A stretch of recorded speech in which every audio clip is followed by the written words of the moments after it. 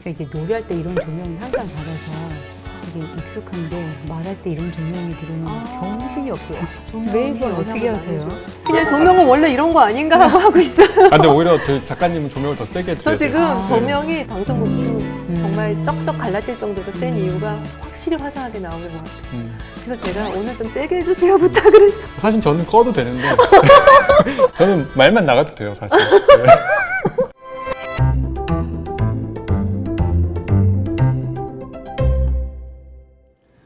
안녕하세요. 경기 필포유의 사회를 맡은 최종혁입니다. 그리고 지난번에 촬영했을 때는 봄과 같은 느낌으로 촬영 임해주셨지만 오늘은 여름과 같은 그쵸. 느낌인가요? 네. 여러분같이 열정적인 해설을 맡아주실 저희 안희모 작가님 또 모셨고요. 그리고 이번에 모신 게스트는 한국분인데 내한 공연이 더 어울릴 것 같은 정말 세계적인 소프라노 카라손 손영경 씨 모셨습니다. 어서 오세요. 안녕하세요. 반갑습니다. 저희 이제 일부러 아티스트 포커스 저희 손영경 씨에 대해서 자세히 알아볼 시간을 가지려고 하는데 이름을 지금 사실 두 개를 쓰고 계세요. 손영경, 카라손. 제가 12년 요 정도부터 그 이름을 계속 지금까지 써왔기 때문에 그 이후에는 그 한국에서 연주를 그렇게 많이 안 하고 계속 해외에서 많이 활동을 했기 네. 때문에요. 카라손이라고 이제 하시는 게 훨씬 더 제가 편하네요. 네, 익숙해요. 그 이름을 어떻게 만들게 되신 거예요? 어느 콩쿠르에 나갔는데 네. 지금 우승을 했어요. 네. 그런데 제 이름을 이제 아나운서가 이렇게 불렀는데 네. 제가 못 알아듣고 계속 이렇게 앉아 있었어요. 우승이 누구지? 막 이러면서요. 제 이름이 이렇게 세 글자가 있으면은 네. 받침이 다 있고 그리고 뭐 현경 하니까 YU 이렇게 되니까 그분들이 이제 부를 때 뭐 손 이렇게 불러서 막 근데 앞으로 그러면 이제 콩쿨 수상하거나 할 일이 많은데 이렇게 발음하는 거는 듣기가 좀 어려울 것 같아서 프로로 데뷔하고 난 다음에도 이제 그런 오페라를 하러 갈 때 제 이름을 부를 거 아니에요. 그렇죠. 네, 뭐 현경 씨 일로 와서 그렇죠. 이거 이렇게 해주세요. 이렇게. 그러면 그 발음을 너무 이제 못 하시니까 네. 제 이름은 그 배역 이름인 거예요. 그래서 제가 미미를 하게 되면 미미 일로 와, 뭐 아니면 초초산을 하게 되면 초초산 일로 와, 뭐 이렇게. 네네. 그래서 그게 좀 이제 슬프더라고요. 내 이름은 어디 갔지? 그래가지고 집에 앉아서 내 이름이 현경이니까 H와 K 뭐 이렇게 들어가는 이름으로 좀 조합을 해서 만들어 보자. 또 이태리 말로요. CARA가 카라라는 네. 건데 그게 디어라는 뜻이에요. 뭐 편지를 쓸 때 누구 씨에게 했을 때 뭐 카라 누구 카로 누구 그런 단어예요. 네. 그리고 네. 이제 카라 그럼 디어라는 뜻도 있지만 뭐 예쁜이래요. 너 굉장히 예쁘다. 뭐 세이 카라 카리시마 이렇게 부르기도 하고 그리고 손이 네. 이태리 말로 비동사예요. 비동사예요. 그래서 소노 카라 그러면은 나는 카라입니다. 이것도 돼요. 되게 여러 가지로 이렇게 좀 제가 만든 조합이 아주 좋고 네, 의미가 조합이- 아주 다양한. 이름을 짓는데 얼마나 걸리셨어요? 좀 걸렸어요. 그러니까. 네. 저희 친언니한테도 생각 좀 해보라고 그러고 막 남편한테도 그러셨어요. 물어보고 그러면 H와 K가 들어가는 헬리콥터로 하자 막. 헬리콥터. 좀 친하다고 생각하시면 그냥 카라 씨라고 부르시면 될 것 같고요. 네. 좀 불편하다 싶으면 좀 어느 이름으로 불리던지 간에 네. 사실 네. 이제 두 이름 다 이미 많이 유명하신 분이시니까. 손영경 선생님이 연세대 또 성악과를 졸업을 하셨어요. 네. 연세대 신촌. 해박한 좀 아직도 있나요? 네, 있습니다. 아직도 있어요? 네. 가보셨어요 최근에? 네, 가봤어요. 아직 있어요? 네, 네. 추억이 좀 거기 많이 있나요? 그럼요. 거기를 통해서 집을 가는 그 그러셨어요. 경로여가지고 항상 굉장한 노스탈지아가 있습니다. 거기를 안 다니는 학생들도 신촌에서 놀러는 소개팅 가고 하면 그랬잖아요. 네. 현대백화점 앞에서 모이고. 모이고 언제 쪽인데 이렇게 우리가 이렇게 일치 단계를 보니까 그럴 리가 없는데요. 그런 전통이 꽤 오랫동안 이어졌던 것 오랫동안 같아요. 이어졌다. 요즘에 연세대 학생들은 모르겠어요. 모르겠네요. 최근에 연세대 가보신 적은 있으세요? 네, 저 등산하러 되게 자주 등산하러? 가요. 아니, 연세대학 등산하러. 후배들 혹시 보러 가신 적은 없으세요? 없습니다. 그래요? 네. 후배들은 뭐 엄청나게 존경하고 그러니까. 거의 뭐 쉽게 만날 수 없을 거라 생각할 텐데 알고 보니 등산하고 계셔. 연대에서 이제 카라손 손영경 씨 모신 분은 설마 하시지만 그분이 맞습니다. 그다음 이탈리아 비발디 음악원을 졸업하고 미렐라 프레디 지도로 밀라노 스칼라 극장 아카데미에 수료했다고 하는데 미렐라 프레디 같은 경우는 저희가 나중에 따로 네, 네. 네. 잘 얘기를 한번 해보고 이탈리아로 유학을 결정하신 계기가 있었나요? 졸업하기 전에 대학생 때 이태리로 한번 여행을 가봤어요. 근데 딱 가보고서 이 나라로 공부를 하러 와야겠다. 그 오페라의 그 본 고장, 오페라가 태어난 곳, 그리고 제가 이제 해야 되는 레퍼토리가 다 이태리 말로 써 있잖아요. 네. 그래서 이 나라 말을 알아야 내가 제대로 부르겠다 싶어가지고 이태리가 이탈리아가 이제 제일- 나의 그 숙명적인 네, 여기서 그런 공부를 곳이구나. 해야겠다. 네. 아. 오페라에 대한 이끌림이었던 거예요. 이탈리아를 결정하게 된 게. 네네. 왜냐하면 목소리마다 다 이게 종류가 있잖아요. 네. 그래서 독일에서 뭐 물론 오페라도 많이 하고 글로 유학도 많이 가시지만 그런 가곡이나 이런 네. 거에 좀 특화돼 있는 오라토리오 이런 분들이 가면 더 많은 걸 배울 수가 있고 네. 이제 이태리는 오페라를 이제 많이 하니까 음. 또 저는 약간 성량이 좀 이렇게 크고 그 베르지모 오페라에 되게 많은 아. 역할이 맞아요. 그래서 이제 글로 가기로 결심을 했어요. 이탈리아로 가기 전에도 사실 이제 이미 중앙음악 콩쿠르 같은 거 우승하고 이미 그 전에 해외 국제 콩쿠르도 유학 가기 전에 수상을 하신 거예요? 네. 유학 가기 전에. 와. 그러면 콩쿠르 하면서 이제 그 이탈리아도 가시고 그랬던 네, 거예요? 네. 국내에서도 데뷔를 한번 하시고 그럼 이탈리아 가신 거예요? 아니면 이탈리아에서 공부를 하고 국내 데뷔를 하신 거예요? 두 번째요. 국내에서 처음엔 어떻게 데뷔하시게 되셨어요? 제가 뭘 했던지 기억이 잘 안 나는데. 국립극장에서 피가로? 아, 그거는 대단하시네요.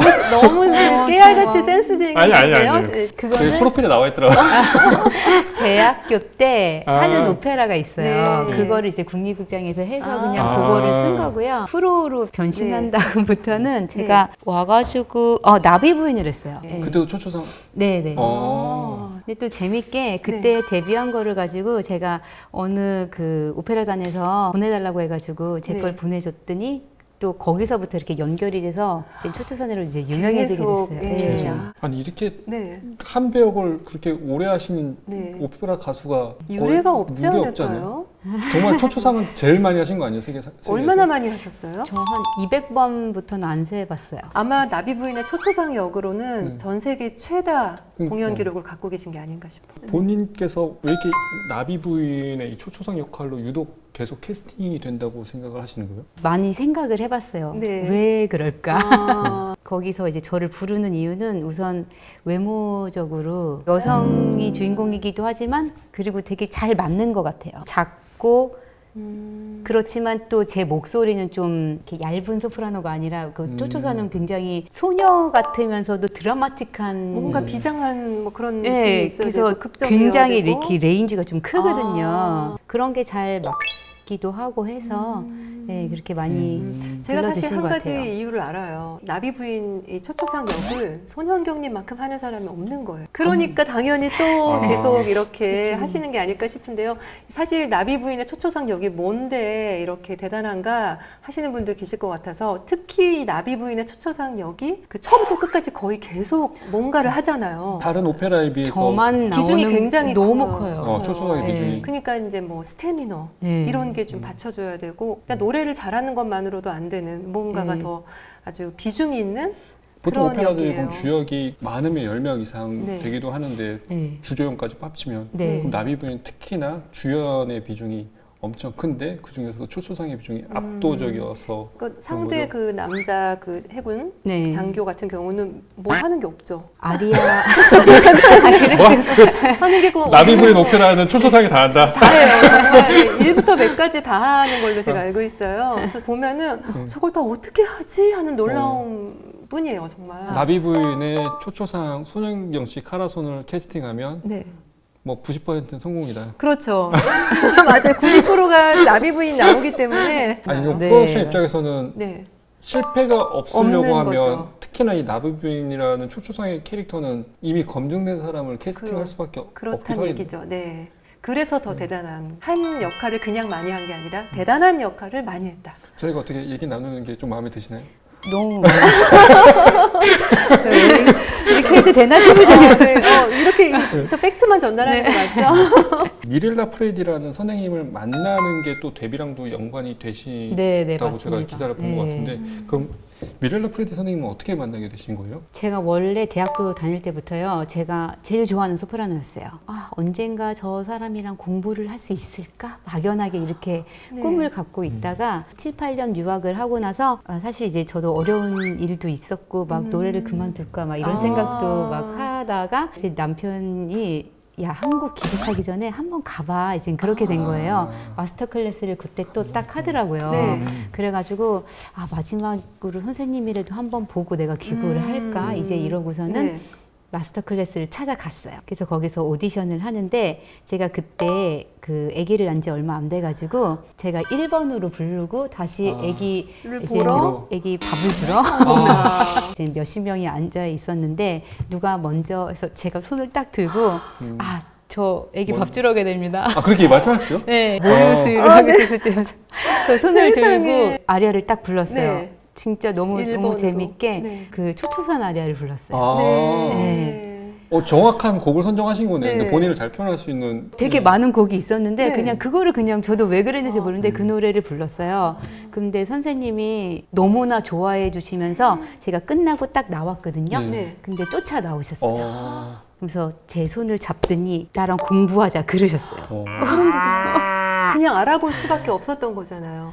근데 제가 좀 찾아보니까 미렐라 프레니 이분께서 또 나비 부인하고 인연이 많으신 네. 분이에요. 헤르베르트 폰 카라얀이 베를린 필하고 처음에 녹음을 이제 나비 부인하고 한 것이 마리아 칼라스고요. 칼라스가 죽은 후에 이제 20년 후에는 미렐라 프레니 선생님하고 있어요. 놀랍죠? 파바로티랑 함께. 원래 파바로티랑 미렐라 프레니 선생님이랑 같은 유모의 젖을 먹고 맞아요. 자랐어요. 네. 그 유모가 어디 있죠? 성장인 그 유모 우리 아들. 그런 거예요. 아니 왜냐면 파바로티 건강하게 커서 네. 그러신 거예요. 아니 그 얘기를 해요. 저희 진짜요? 친구들끼리. 그 그 유모 유모가 유모 도대체 누구? 어디냐고. 세계적인 성악가 2명을 네. 키워냈잖아요. 네. 그분들 또 나중에 커서 이제 같은 무대에서 되게 노래를 관점의 했으니까. 차이구나. 네. 작가님은 너무 우연이어서 놀라고 저는 그 유모 어딨냐. 유모 후손. 그리고 또 뭐 두 번째로 하신 게 이제 영화에서 나비 부인 영화가 있는데요. 네. 그뭐 포넬 감독이 만든 영화 거기에 미렐라 프레니 선생님께서 맞아요. 플라시도 도밍고랑 같이 나비 부인. 아, 거기도 다르겠다. 카라얀 지휘. 예, 베를린 필. 선생님이랑 그렇게 좋은 인연을 나비 부인 때문에 이렇게 네. 만나게 됐는데 네. 또 그것 때문에 선생님이 굉장히 화를 내신 적이 있어요. 왜요? 여러 가지 역할을 하셨으니까 나비 부인이 얼마큼 어려운지 가장 잘 네, 아시는 네, 네. 분이잖아요. 그래서 저한테 말씀하시길 나비 부인은 너 훨씬 10년, 20년 하고 나서 하라고 지금 당장 하면은 계속 나비 부인 역할이 들어온다고 하셨어요. 목이 이제 많이 상하게 되고 힘들게 될 수 있으니까 웬만하면 하지 말라고 하셨어요. 어느 날 한국에 와가지고 다시 레슨을 받으러 갔는데 선생님이 제가 나비 부인을 하고 오신지 오해를 한 거예요. 저 엄청 혼나고 선생님이랑 그리고 한 몇 년 동안 그걸 못했어요. 선생님 너무 화나셔가지고. 오해를 풀지 못하고. 네. 근데 나중에 나중에는, 풀긴 네, 했어요. 다행이네요. 네. 그래가지고 또 한참 고생했었죠. 전 선생님 입장에서는 아끼는 제자니까 오랫동안 롱런하기를 바래서 네, 작품 네. 선정을 잘했기를 바랬는데 그럼에도 불구하고 제작사 입장에서는 네. 나비 부인 하면은 네. 카라손 맞습니다. 소영일 씨를 찾을 수밖에 없는 거죠. 아니 그렇게 와가지고 꼭 좀 해달라고 하는데 네. 어떻게 매번 거절하겠어요. 처음에는 왜 나 자꾸 힘든데 나비 부인 하지 한데 이제 점점 제가 생각이 바뀌게 됐어요. 이왕 하는 거 네네. 내가 세기의 나비 부인이 한번 돼보자. 역사적으로 네. 나비 부인 배역엔 손윤경. 네, 네. 근데 이미 이제 하신 것 같아요. 뭐 네. 일단 공연 횟수로도 그렇고 공연 횟수가 많다는 건 누구나 찾았다는. 좋은 점은요, 제가 네. 나비 부인을 해서 거기 극장에서 성공을 하잖아요. 네. 그러면은 그 다음에 또 다른 배역을 주시더라고요. 제가 시드니 오페라에서 처음 이제 나비 부인을 했어요. 근데 네. 되게 성공적으로 네. 굉장히 잘해서 네. 그 다음에 거기서 이제 라보엠도 하게 아. 되고 뭐 투란도트도 그렇게. 하고 네, 계속적으로 네. 이제 다른 역할이 또 들어오는 계기가 돼서요. 근데 그렇게 한 작곡가의 작품이 많이 들어온 편인 거예요? 음색에 따라서 이제 바뀌긴 하는데 베르디아노가 있고 그 네. 푸치니아노가 네. 있어요. 두 개 다 할 수 있는 소리인데 저는 약간 좀 부드러운 푸치니가 좀 이제 아. 저한테 잘 맞아요. 전에도 뭐 아이다도 하고 네. 오텔로도 하고 했는데요. 해보니까 너무 색다르고 재밌더라고요. 그래가지고 네. 이제 에이전트한테 다음부터는 베르디 위주로 좀 아. 약속을 잡아달라. 이쪽도 이렇게 좀 네, 접수하시려고 네. 욕심을 내셨네요. 네. 저희가 오페라는 알지만 7월 23일과 7월 25일에 아, 경기 그것도 피라모닉 베르디네. 베르디, 아, 그래서- 레퀴엠 네. 통해서 저희 손인경 씨, 카라손 씨 저희 공연장에서 만나뵐 수 있습니다. 많이 찾아주시고요. 경기피 계기로 그냥 또 한국에서도 많이 활동을 해주시면 그렇죠. 예, 캐스팅 저희 이렇게 작업을 했을 때 당연히 외국 에이전트하고만 소통을 하니까 거쳐요. 항상 외국에 계신 것 같은 느낌을 받는 거예요. 네네. 근데 다행히 이제 한국에 좀 자주 신촌, 계신다고 네. 하니까. 네. 연세대 뒤에 산에 계시니까.